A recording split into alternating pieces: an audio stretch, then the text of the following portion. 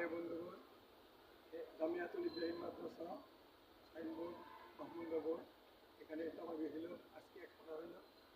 প্রতিদিন এখন একবার করে চলতেছে, 6 দিনের হয়েছে বেশি।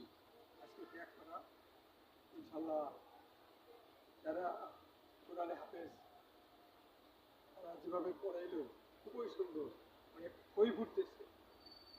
লৌহ মাহফুজে যে কোরআন রয়েছে ওদের দিলের ভিতরে কোরআন রয়ে আছে। আর মানুষজন দাঁড়া রয়েছে, মুখটা গিন্ডা দাঁড়া রয়েছে, চিতল মাছের মতো কাল লাগা শুনতেছে। এভাবে বিশ্বকাপ আমার শেষ হল। আলহামদুলিল্লাহ, সৌভাগ্য, কার ভাগ্য আছে এরকম ইবাদত বন্দী করা। আল্লাহ পাক যাকে তৌফিক দেয় এই ইবাদত বন্দী শুধু তাই না, এক সিজদার এত দাম, অনেক দাম একটা সিজদা। দুনিয়া এবং দুনিয়ার ভিতরে যা আছে তার চেয়ে উত্তম একটা সিজদা। এটা ভাই এখন মনে পড়বে না, তখন যখন এই দুনিয়ার চোখ থেকে ওই জগতের চোখ, পরবর্তী কেন্দ্রের চোখ আসবে, তখনই মানুষ বুঝতে পারবে হায় একবার কালেমা পড়লে কি লাভ।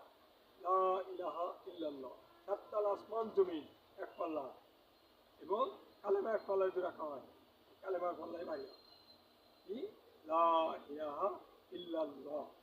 ভাই ও বন্ধুগণ, যদি কোনো ব্যক্তি প্রতিদিন 100 বার করে কালেমা পড়ে, তাহলে কাল কিয়ামতের ময়দানে অন্ধকার রাত্রে জ্যোৎস্নার মতো করে উঠাবে এবং বলবে হায় করিম কি আমল করছি রে।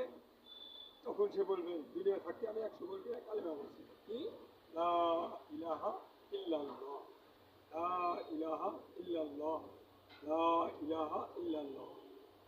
এইভাবে 100 বার করে প্রতিদিন কালেমা পড়ার জন্য আল্লাহ পাক আমাকে অন্ধকার রাত্রে কিয়ামতের ময়দানে জ্যোৎস্নার মতো করে দিবে। সবাই কি সবাই এই জন্যে আল্লাহর কাছে আমরা চাবো, হেদায়েত চাবো। সময় চলে যাবে, যেমন আইসক্রিম, একটা আইসক্রিম আপনি যদি খান, খাইলেও শেষ হবে, না খেলেও শেষ হবে।